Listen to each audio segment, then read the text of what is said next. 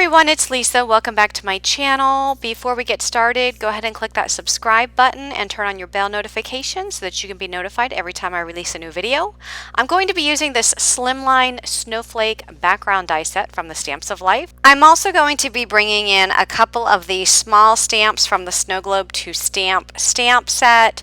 One being this Snowman. I'm also going to be bringing in the gingerbread house. But I am coloring up the snowman using my Copic markers, and the color choices that I have here for the scarf are RV000, RV00, and RV02. Now for the body of the snowman, I am bringing in some grays. I am bringing in C4 just around the edges because I want to have a little bit of shadow on that snowman.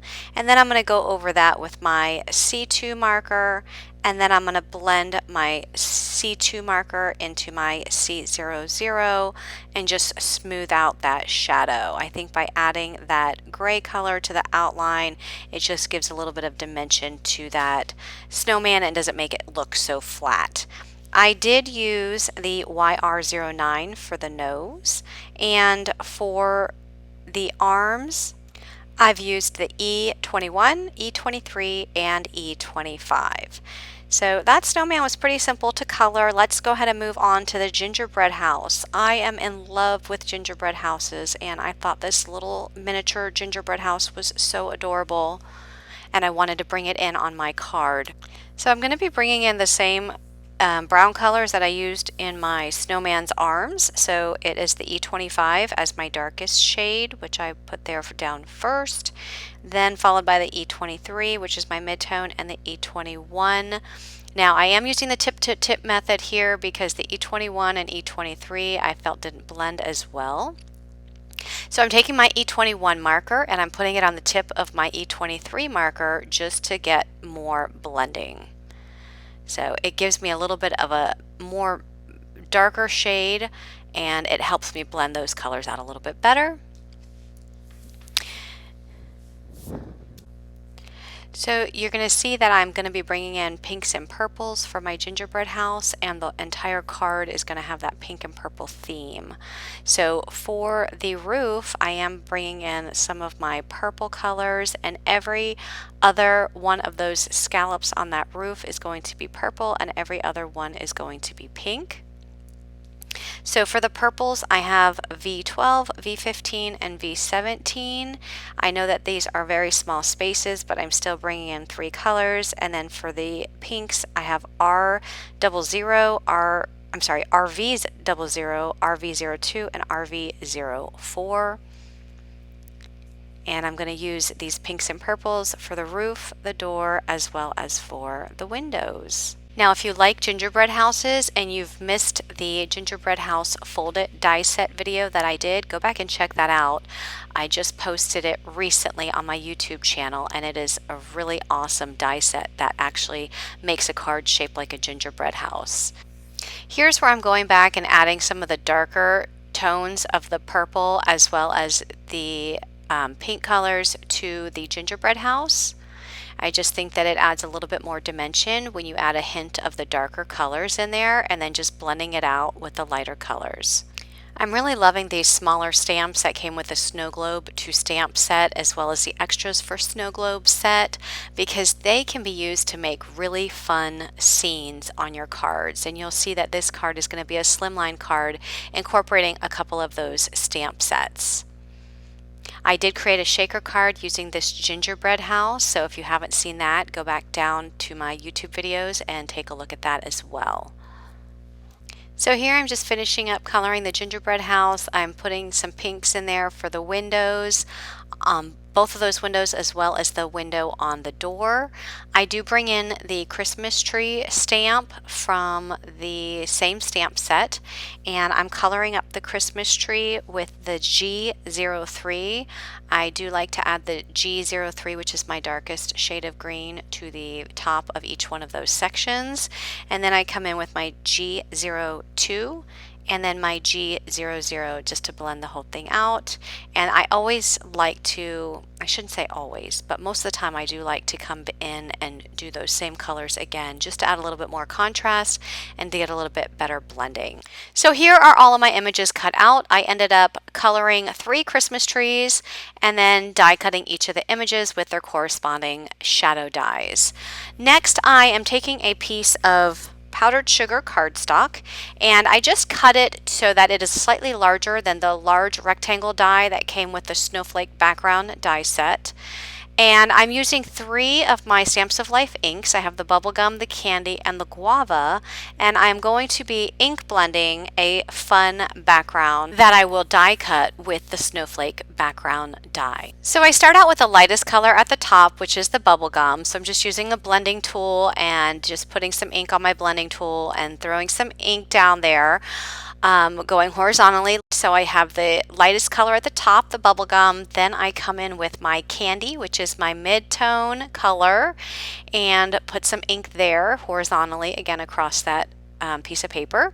And then I come in with my guava, which is my darkest shade of pink, and I put that there at the bottom. Once I finish adding my ink to my cardstock, I will take those same color inks and go over it a second time just to add a little bit darker ink to it, just to darken it up and just to blend those colors out a little bit better. But it doesn't need to be perfect because remember, I'm going to take this piece of paper and I'm going to die cut it using the Snowflake background die. So it's actually going to have the snowflakes cut out of the paper. I do add some double-sided adhesive to the back of the entire strip of cardstock before I run that through my die cut machine. Here I'm just trimming off the excess adhesive, and then I'm going to place that background die directly over top of that panel. Also want to make sure that the large rectangle is placed around that background die so that it cuts that background out of the paper, so that I can use on a card front. And I'm just going to add some washi tape there to hold those in place. I ran that through my die cut machine, and all of those little snowflake pieces, those cut out as well. And we're not going to use them on this card, but they can definitely be saved for another project. You will also need to take this large rectangle die and die cut another piece of powdered sugar cardstock, and you can see that I've done that and it's laying there on the table in the background. And then that's going to be the piece that this snowflake background is adhered to. So here I'm just taking the adhesive off of that background die and taking those snowflakes out, and I'm going to save those for another project. Since I do have the sticky adhesive on the back, I can just adhere that directly to that rectangular die cut that's there, and it's going to layer perfectly because they were both cut out of the same die. And then just press that down and make sure all those little snowflake pieces are pressed down on the cardstock. And isn't that beautiful? Look how pretty that ink blended background is with those snowflakes. I just love the way that looks. Next, I'm going to use this hillside border die, and I'm going to die cut a hillside border out of some powdered sugar cardstock. Here's my first cut, and because this is a slimline card, this die is not long enough for a slimline card, so here I'm just placing it on that cardstock to extend that cut. So I just removed the washi tape from the die cut, and now I'm just snipping those 2 pieces, and now I actually have 2 borders that I can save one for another card. Here I'm just smoothing out with my scissors the rough edge where I had to connect that die, and I think this looks perfect. So now it's just the size I need for my slimline card, and you can see I'm going to be using it as a snowy border. And notice that when I put glue on it, I'm not coming up all the way to the very tip of that border because I want to leave some room there if I want to put some die cuts behind that snow. So I'm just layering this on my background piece, and then I'm going to flip this over and just trim off the excess on all 3 of these edges, so the left, right, and bottom. So just trim off the extra piece of snow, And now I'm just going to start placing my images. So I have 3 Christmas trees, my gingerbread house, and my snowman. So I'm just deciding how I want them to look on this card front. I am leaving a large extra space between those images there in the middle of that card front for my season's greetings, and I did use the season's greetings die from the Pine Cones to Stamp die set, and I showed the stamp set there briefly on the screen, and this is actually one of the dies that came with that set. And I love how large it is, as well as that font. I think it's so super cute, and it fits perfectly on the Slimline card within that space that I left open.